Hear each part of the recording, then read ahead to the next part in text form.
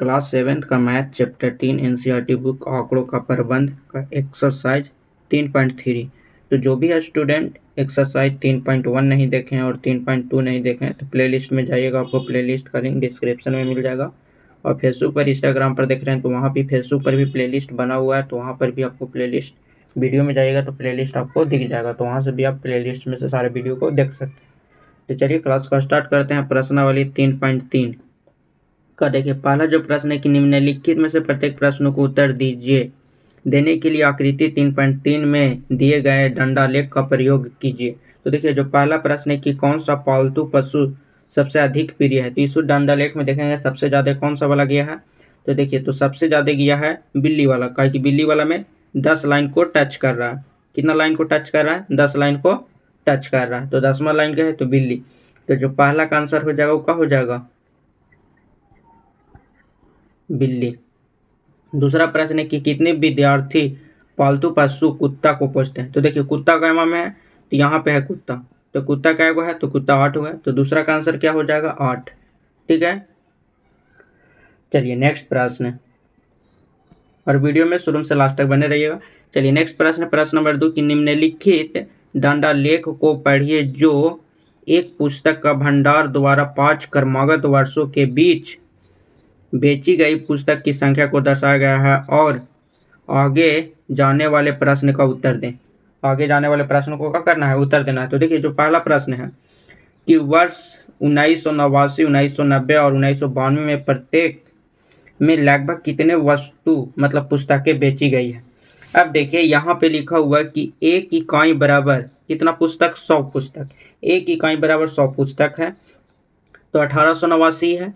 अब 1889 देखिए एकदम 200 के करीब है, तो 200 के करीब है, तो यहाँ से यहाँ तक इकाई कितना होगा? 10 गो होगा इकाई। अब एक इकाई बराबर 100 है, तो यहाँ से यहाँ तक 10 इकाई होगा, तो मतलब एक इकाई। स्केल में एक इकाई बराबर पूरा यहाँ से यहाँ तक का होता है, तो ये 100 हो गया। अब 100 में देखिए कि अगर दो अंक अगर कम है तो 10 दूना 20, अगर एक गो का निकालेंगे तो 10 लाइन होता है। एक इकाई में कितने लाइन होते हैं? ऐसे ऐसे जो होता है वो कितना होता है? 10 गो होता है, तो 10 गो होता है, तो 10 से भागा देंगे तो 10, तो एक लाइन में जो होगा वो कितना पुस्तक होगा? 10 गो पुस्तक होगा। अब देखिए, यहाँ पे लग रहा है 2 लाइन कम होगा। कितना लाइन लग रहा है? तो 2 लाइन अगर कम होगा तो जो 1889 में होगा तो कितना हो जाएगा? 1889 में अगर 2 लाइन कम होगा, अब ग्राफ पर दर्शाइएगा, तो 2 अगर कम होगा तो कितना पुस्तक हो जाएगा? 180 पुस्तक हो जाएगा।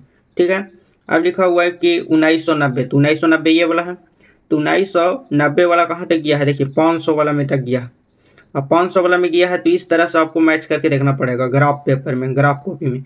इस तरह से जाएगा तो मान लिया जाए कि 3 लाइन, चाहे 3 लाइन से और ऊपर होगा, तो इसका जो हो जाएगा तो 400 से ऊपर गया है, तो 400 कितना हो जाएगा? 75। अब 1992 दिया है, तो 1992 कौन है? यहाँ पे है, तो 1992 वाला देखेंगे दंडालेख, तो यहाँ से यहाँ तक ऐसे जा रहा है, बाकी क्या है? थोड़ा सा ही ऊपर है, 2 लाइन के थोड़ा सा ही ऊपर है, तो तीसरा का आधा होगा, तो तीसरा का आधा होगा मतलब 25 होगा, तो 200 कितना हो जाएगा? 25। अगर एक लाइन में 10 है तो अगर इसका ही आधा करेंगे तो कितना हो जाएगा? 5 हो जाएगा। 2 से भागा देंगे तो कितना हो जाएगा? 5। तो 2 लाइन ऊपर होगा और 2 लाइन के तो मतलब दूसरा लाइन का आधा होगा, तो 25 हो गया। नेक्स्ट प्रश्न है कि किस वर्ष में लगभग 475 पुस्तक बेची गई है और किस वर्ष में लगभग 225 पुस्तक बेची गई है। तो देखिए, 225 1992 में, 475 1990 में, तो दूसरा का भी आंसर हो गया। ठीक है, आप इसको एक बार लिख लेंगे, देखिए इस तरह से लिख देते हैं यहाँ पे। देखिए, अगर पहला का आंसर लिखेंगे तो 1989 में जो पुस्तक बेची गई थी 180 पुस्तक, और फिर 1990 में पुस्तक बेची गई थी 475 पुस्तक, और 1992 में पुस्तक बेची गई थी 225।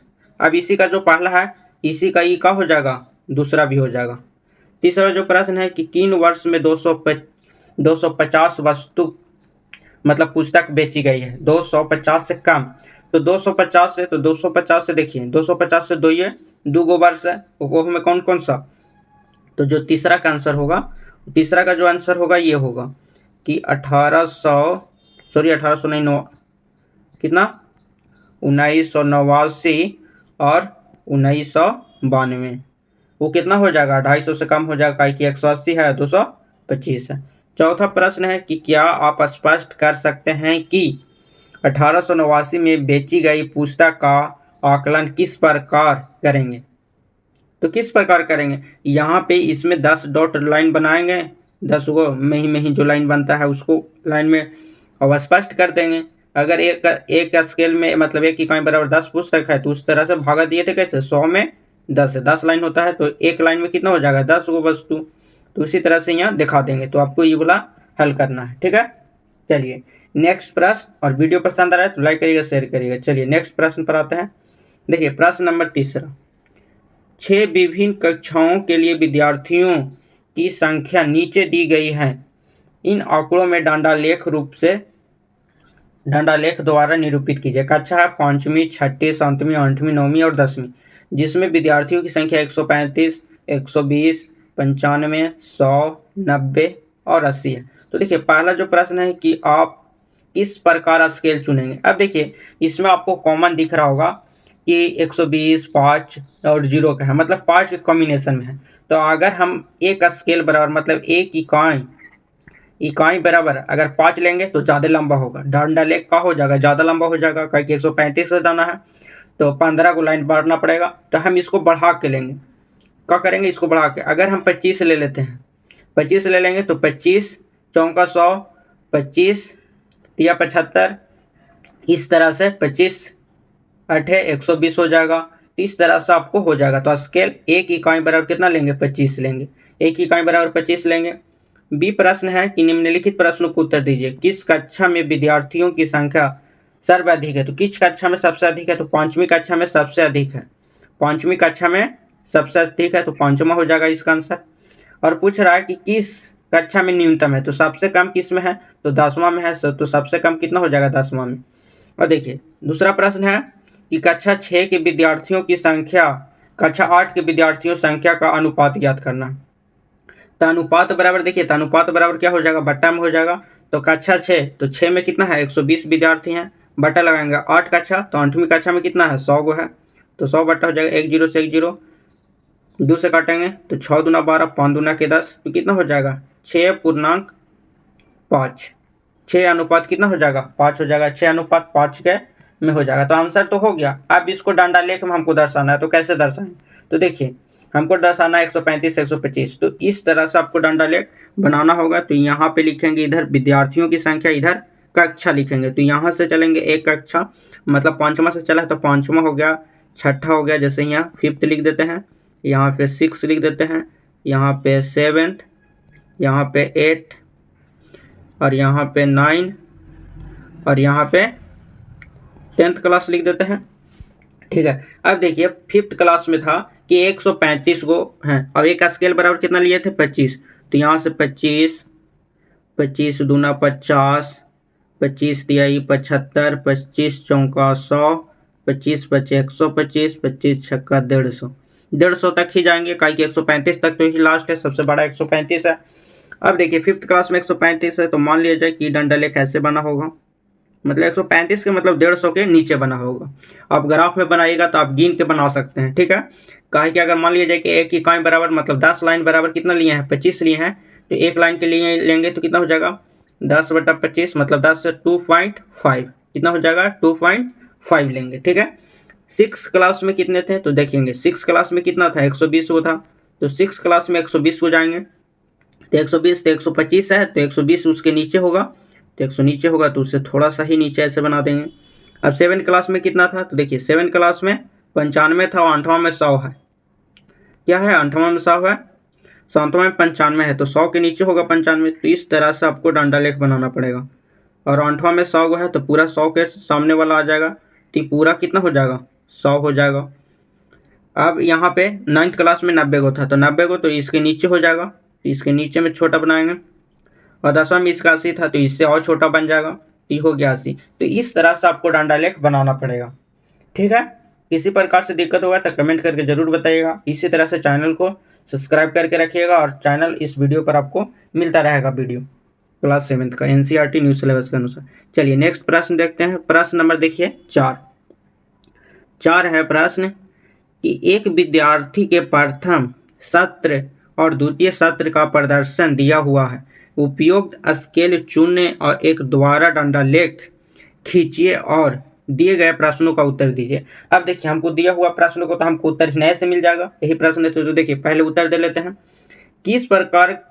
किस विषय में विद्यार्थियों ने अपना प्रदर्शन सबसे अधिक सुधार किया है? सबसे अधिक सुधार किया है तो सबसे अधिक कौन सा वाला में है? तो देखिए गणित वाला में। गणित वाला में दोनों प्रदर्शन में 80 में, एक 88, एक 95। तो यहाँ पे कौन वाला लिखेंगे? गणित। यहाँ पे लिखेंगे कौन लिखेंगे? गणित। गणित में अच्छा सुधार किए हैं। तो गणित में कहा है कि प्रथम अस्त्र में 100 में 88 है और 100 में 95 है। दूसरा प्रश्न है कि किस विषय में सुधार सबसे कम हुआ है? तो सबसे जो कम हुआ है वो अंग्रेजी में हुआ है। क्या हुआ है? अंग्रेजी में। इसका हो गया अंग्रेजी आंसर। नेक्स्ट जो प्रश्न है, प्रश्न नंबर 3, क्या किस विषय में प्रदर्शन नीचे गिरा है? तो किस विषय में प्रदर्शन नीचे गिरा है?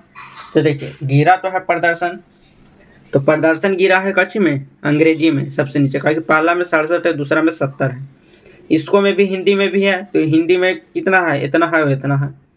तो दो चीज में हमको गिरा है, एगो अंग्रेजी में और हिंदी में। अंग्रेजी में गिरा है तो पहला शस्त्र में, मतलब प्रथम में अंग्रेजी में गिरा है। अंग्रेजी में तो प्रथम में, और हिंदी में गिरा है,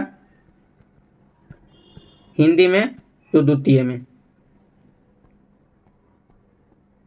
द्वितीय शस्त्र में गिरा है। ठीक है, इस तरह से आपको आंसर लिखना है। अब इसको डंडा लेख पर कैसे हल करेंगे? तो मान लिया जाए कि पहला को हम मान लेते हैं रेड कलर और दूसरा को मान लेते हैं ब्लैक कलर। तो इस तरह से आपको डंडा लेख दो कलर को यूज करके बनाना होगा। तो चलिए बनाते हैं डंडा लेख। देखिए इस तरह से खेलना है। तो इसको में पहले हमको स्केल चुनना है। तो स्केल चुनने के लिए हम क्या करेंगे कि एक स्केल बराबर मानेंगे एक इकाई बराबर। अब एक इकाई बराबर देखेंगे पहले कि किस किस में है। तो देखिए इसमें है 65 भी, 72 भी। तो हम 5 बनाते हैं। क्या मानते हैं? एक इकाई बराबर कितना हो गया? 10। एक इकाई बराबर हो गया हमको का चीज 10। तो अब यहाँ से लिखेंगे 10, 20, 30, 30 के बाद 40, 50, 60, 70, 80, 90 और यहाँ पे हो जाएगा 100। अब देखिए हिंदी और अंग्रेजी दोनों विषय है।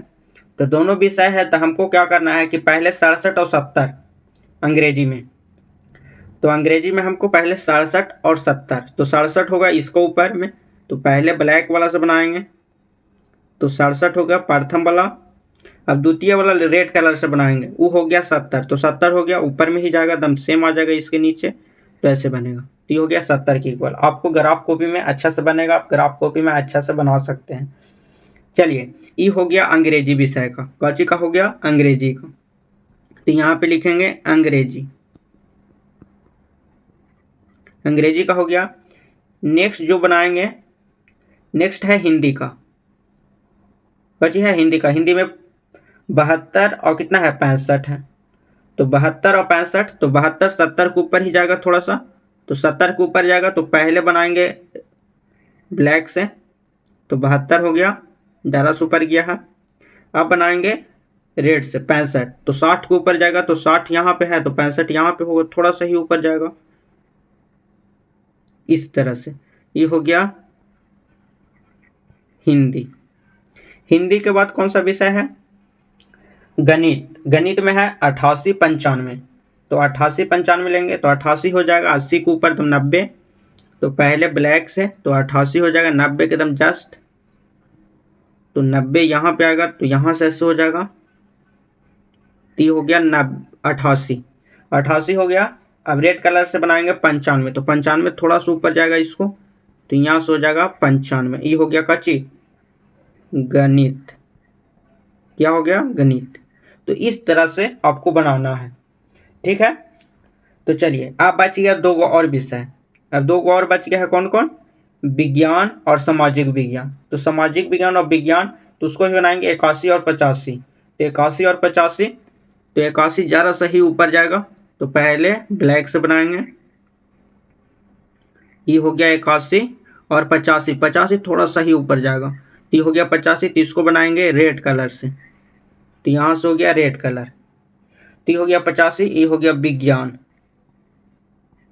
विज्ञान। अब सामाजिक विज्ञान को बनाएंगे, तो सामाजिक विज्ञान में कितना है 73 75। तो 73 75 बनाएंगे, तो पहले ब्लैक से बनाएंगे, तो 73 तो 70 के ऊपर थोड़ा सा जाएगा, तो 70 के ऊपर जाएगा, तो 70 के ऊपर चल गया। और 75 है, तो 75 थोड़ा सा ही ऊपर इसको जाएगा, तो थोड़ा सा ऊपर ही हो गया 75। अभी हो गया सामाजिक विज्ञान, सामाजिक विज्ञान। तो इसी तरह से डंडा लेख आपको खींचना है। ये विषय का नाम हो गया, ठीक है, तो ये विषय का नाम हो गया। अब विषय का नाम यहाँ पे भी लिख सकते हैं, नहीं तो इसी डंडालेख में जो खींचेंगे उसको ग्राफ में लिख सकते हैं। और इसको जरूर लिखना है कि 1 इकाई बराबर 10 अंक हम माने हैं, ठीक है। चलिए नेक्स्ट प्रश्न को हल करेंगे, आप इसको एक बार स्क्रीनशॉट ले लेंगे। चलिए नेक्स्ट जो प्रश्न है, प्रश्न नंबर 5। जो प्रश्न नंबर 5 है ये रहेगा HW में, सेम कंडीशन है, इसमें भी दूर देखना और भाग लेना दोनों अलग अलग है। क्रिकेट में, बास्केटबॉल में, तैरना में, हॉकी में और खेल कूद में। तो ये रहेगा HW में, इसका आंसर बना लेना है अपने से कॉपी में और कमेंट करके बताना है। चलिए नेक्स्ट जो प्रश्न है एक और, तो हो गया प्रश्न नंबर 6। जो 6 प्रश्न है कि आपको चित्र में देखना है सारणी 3.1 में, तो 3.1 आपको बुक में देखने को मिल जाएगा। आपको जो 3.1 है चित्र जो 3.1 है सारणी का, उसमें आपको चित्र मिल जाएगा, तो वहां से आप देख के आप इसको हल कर सकते हैं। तो ये भी रहेगा प्रश्न HW में, आप बुक में आप जरूर देख लीजिएगा। और आज का क्लास कैसा लगा है कमेंट करके जरूर बताइएगा। इसी तरह से शांतमा क्लास 7th का NCERT बुक के वीडियो देखने के लिए चैनल को सब्सक्राइब करिएगा। इंस्टाग्राम फेसबुक पर देख रहे हैं तो फॉलो जरूर करिएगा। मिलेंगे नेक्स्ट वीडियो में। जय हिंद।